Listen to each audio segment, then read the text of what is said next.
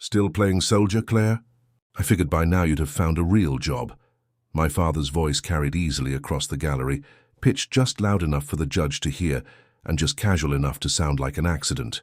Two of his attorneys chuckled on cue. His wife, Deborah, didn't even bother lowering her sunglasses to look at me. 30 years old, standing in a courtroom without a single lawyer beside me. I understood exactly what that room saw when it looked at me. A woman in uniform who'd wandered in over her head. What they didn't know was that I'd spent the last 4 months building the case that would end my father's career, and I'd chosen to walk in alone. My name is Claire Whitfield, Major, United States Air Force, and for 6 years the officer responsible for reviewing contract fraud cases at Wright-Patterson. On this particular Tuesday, none of that mattered to the room, only the folder tucked under my arm and the fact that I hadn't hired anyone to carry it for me.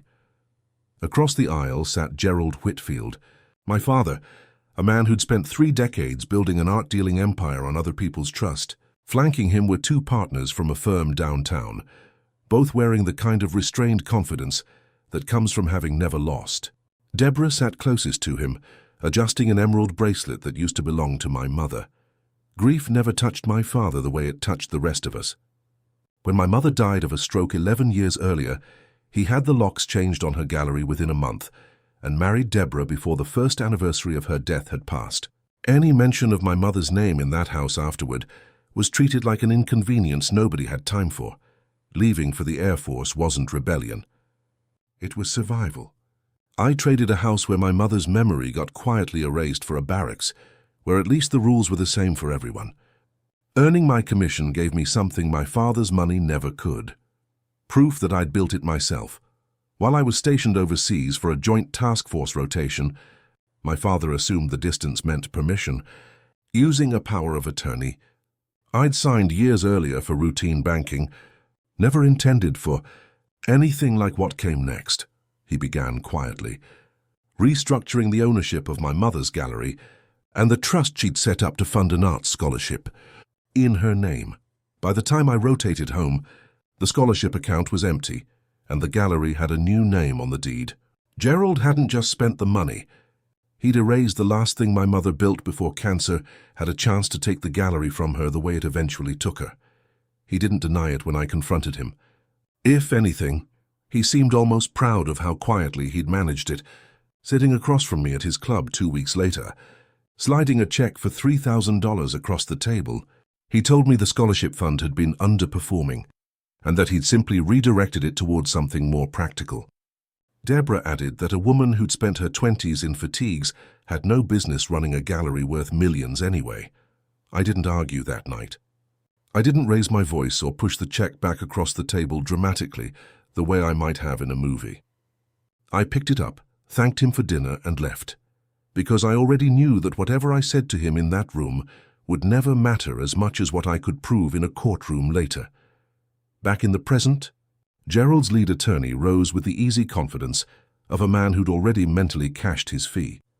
Preston Kane dropped a stack of financial statements onto the clerk's desk, hard enough that the sound cracked through the room like a gavel of its own.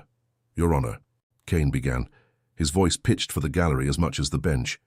"The petitioner arrives today without counsel, apparently under the impression that sentiment substitutes for standing. We've filed comprehensive documentation showing my client's restructuring was both necessary and fully authorized. We request summary dismissal with prejudice of what amounts to a personal grievance dressed up as litigation." Judge Ellery, a woman with the unhurried patience of someone who'd heard every trick a courtroom could offer, looked over her glasses in my direction. "Major Whitfield," she said, "civil trust litigation involves considerable complexity. Are you certain you wish to proceed without licensed representation? The consequences of an unfavorable ruling would be significant and difficult to reverse." Every eye in the gallery turned toward me, waiting for the apology of a woman about to realize she was out of her depth. My father leaned back in his chair, already exchanging a satisfied glance with Deborah, certain the outcome had been decided before I'd said a word. I stood, straightened my jacket, and walked to the lectern. Setting my folder down, I opened it without hurrying and looked directly at Judge Ellery. "Your Honor, I'm not proceeding without representation out of ignorance.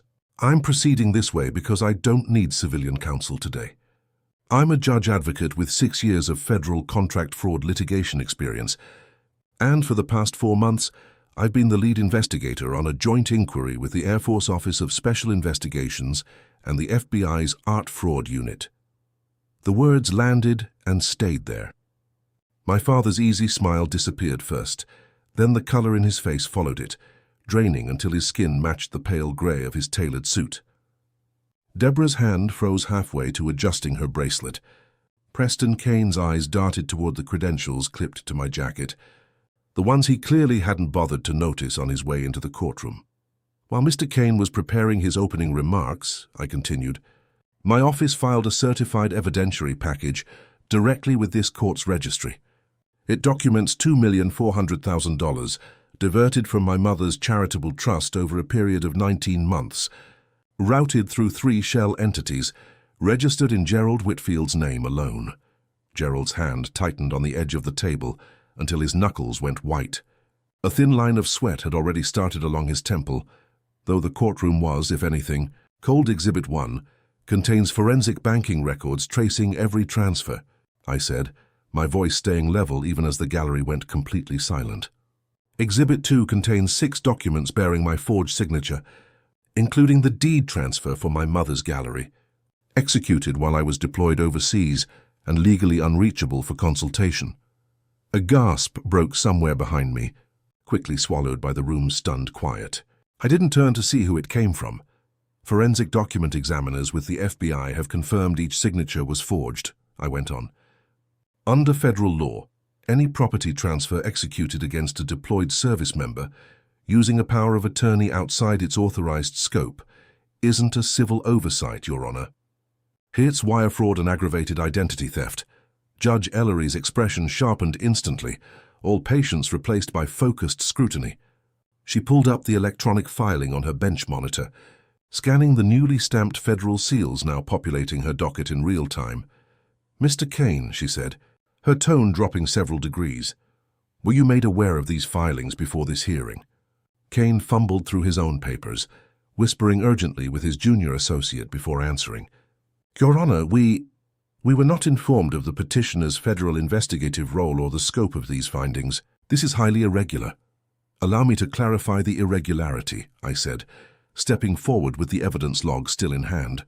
My father believed that 6 years in uniform made me too distracted or too disciplined to notice what he was doing with my mother's money. What he failed to account for is that the same discipline trained me to build a case that would survive exactly this kind of courtroom. Gerald's chair creaked as he sank lower into it. The man who'd mocked my uniform less than an hour earlier now looked like he was trying to disappear into the wood paneling behind him. Judge Ellery removed her glasses entirely, setting them down with a finality that told the whole room where this was headed. Petitioner's motion for dismissal is denied. Based on the evidence entered into this court's registry, all disputed trust assets, including the gallery deed, are to be returned immediately to Major Whitfield's control. This court is additionally issuing a criminal referral to the United States Attorney's Office for wire fraud, forgery, and financial exploitation of a deployed service member. The gavel came down once, sharp and final, and something in my chest finally loosened after 4 months of holding it tight. Gerald didn't say anything as the bailiff approached the plaintiff's table. He simply stared at the folder in front of me, like it might still change its mind if he looked at it long enough. Deborah had already stopped pretending to be composed, her sunglasses abandoned on the table, mascara starting to streak. Walking out through the marble corridor afterward, I heard my father's footsteps behind me, faster than dignity should have allowed. Claire's, wait please, we're still family. We can fix this quietly. The way we always have. I stopped, turned, and let him see exactly how calm I actually was. You stopped being someone I owed quiet to the day you erased Mom's name from a building she built with her own money. This isn't quiet anymore. It's evidence. I walked away without waiting for a response, because none of his words had ever been worth waiting for. The gallery reopened under its original name 6 weeks later. The scholarship fund restored and rebuilt with interest. The court ordered Gerald to pay personally.